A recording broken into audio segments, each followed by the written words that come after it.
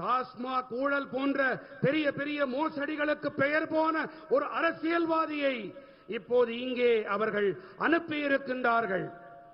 Friends, when there is a double engine government, work moves faster. Schemes reach people quicker. Benefits multiply. நண்பர்களே, double engine அரசாங்கம் இருக்கும்போது வேலைகள் மும்முரமாக வேகமாக நடக்கின்றன. மக்கள் நல திட்டங்கள் விரைவாக மக்களை சென்றடைகின்றன. ஆதாயங்கள் பல மடங்காகின்றது. Take the PM Suryagar scheme for example. For now, it has reached only 8,000 homes in Coimbatore.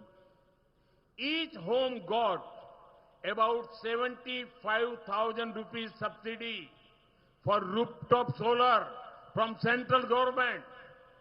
So 8,000 homes means total about 60 crore rupees given by the center.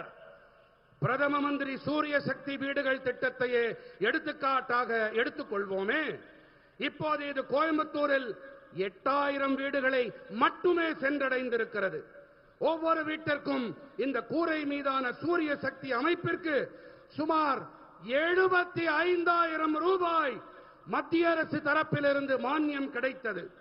ஆக 8,000 வீடுகள் என்றால் சுமார் 60 கோடி ரூபாயை மத்திய அரசு அளித்திருக்கின்றது.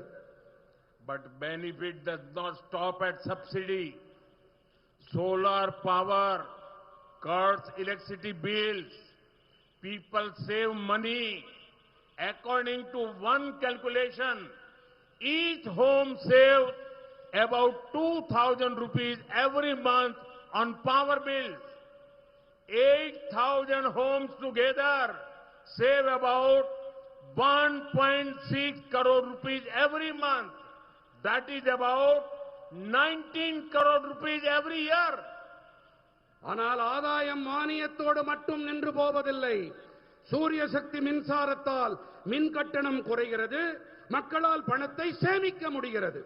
மின் கட்டணத்தால் மட்டுமே ஒவ்வொரு வீடும் சுமார் 2,000 ரூபாய் மாதந்தோறும் சேமிக்கிறது என்கிறது ஒரு கணக்கீடு.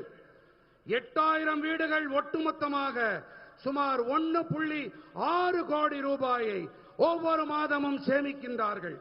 அப்படி என்றால் ஒவ்வொரு ஆண்டும் 19 கோடி ரூபாய் சேமிப்பு. With an active state government,